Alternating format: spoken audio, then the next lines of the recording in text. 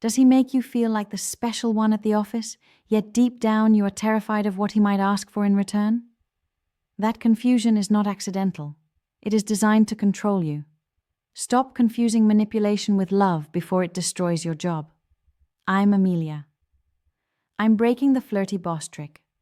When power looks like love. Let's talk about a situation that can make your dream job feel like a nightmare. You have a boss, usually male, who pays you special attention. A boss compliments your appearance a little too often. He makes slightly suggestive jokes. He finds reasons to have private conversations, maybe lingering a bit too close. He might offer you special opportunities or mentorship, framing it as him seeing your unique potential. Part of you feels flattered. He's the boss, he's powerful, and he seems to genuinely like and appreciate you. Maybe this is just his friendly style. Maybe this is how networking and getting ahead works. But another part of you feels deeply uncomfortable, confused. You sense an undercurrent you can't quite name. His attention feels less like genuine appreciation and more like possession. You feel like you're constantly performing, walking a tightrope to keep him happy, terrified of misinterpreting his signals, or worse, rejecting them and facing professional consequences. This is not a harmless crush. This is often a sophisticated and dangerous power play.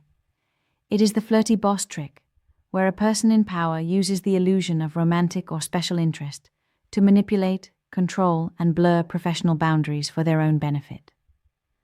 I will give you a clear, actionable strategy to shut it down professionally, protect yourself, and maintain your power. The biggest moment is realizing it is almost never about genuine attraction. It is almost always about power. A boss who engages in this behavior is not looking for a soulmate. They are looking for control, validation, or excitement. They enjoy the ego boost of having someone under their influence. They enjoy the power dynamic. By blurring the lines between professional and personal, they create a confusing, ambiguous space where you feel indebted, obligated, and less likely to challenge them. Your discomfort is their leverage. Why is this so dangerous? 1. It creates a hostile work environment. Even if it never crosses the line into explicit harassment, this constant ambiguity creates an environment of anxiety and stress. You are constantly on guard, analyzing every interaction, worried about saying or doing the wrong thing. 2. It undermines your professionalism. The manipulator often isolates you, making it seem like your success is due to their special favor, not your own merit. Other colleagues may notice the dynamic and make unfair assumptions, damaging your reputation. 3. It's a slippery slope. What starts as harmless flirting can easily escalate if boundaries are not set early and firmly. The manipulator is testing your limits. If you don't push back, they may push further. So, how do you handle this without losing your job or being labeled as difficult? You need a strategy that is firm, professional, and leaves no room for misinterpretation. The boundary protocol, 4 lines of defense. Defense line. Number 1, the gray rock method. Your first response. When the flirty comments or overly familiar behavior starts, your first line of defense is to become incredibly boring and unresponsive, like a gray rock. The action plan: do not engage with the flirtation. Do not laugh at the suggestive joke. Do not reciprocate the overly personal compliment. Scenario. He says, "You look amazing in that dress today." Your response: brief, neutral eye contact, then immediately pivot back to work. "Thanks. So, about the report." Scenario. He makes a slightly inappropriate joke. Your response: silence. No laugh, no smile. Just a neutral expression, maybe a slightly raised eyebrow, and then change the subject back to work. You are not being rude. You are being professional. You are refusing to play the game. You are giving zero emotional reaction for them to feed on. Defense line number 2, the professional reframe, when gray rock isn't enough. If the behavior continues, you need to gently but explicitly re-establish the professional boundary. The action plan.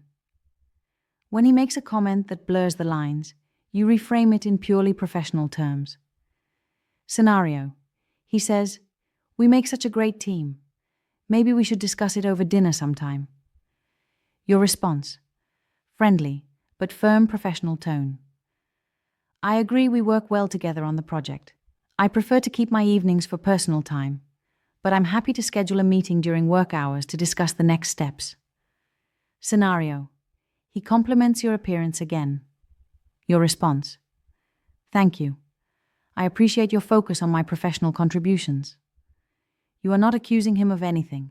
You are simply, clearly, and repeatedly reinforcing the boundary. This is a professional relationship. Defense line number 3. Avoidance and public spaces, limiting opportunity. If the behavior persists, you need to strategically limit the opportunities for it to occur. The action plan. Avoid one-on-one meetings behind closed doors whenever possible. Suggest meeting in a conference room with the door open, or invite a relevant colleague to join. If he asks for a private chat, try to have it in a public area of the office, like the coffee station or an open plan area. Limit non-essential communication. Keep your interactions focused solely on work tasks. Be polite, but brief. You are reducing his ability to create ambiguous private situations where the behavior can escalate. Defense line number 4. Documentation and escalation, your last resort. If the behavior continues despite your clear boundaries, or if it crosses the line into explicit harassment, you must protect yourself by documenting and escalating. The action plan. Continue your private log. Write down dates, times, specific words used, and any witnesses. Save any inappropriate emails or messages. Identify your allies and resources. Who is the appropriate person in HR? Is there a trusted senior colleague or mentor you can confide in? Report formally if necessary.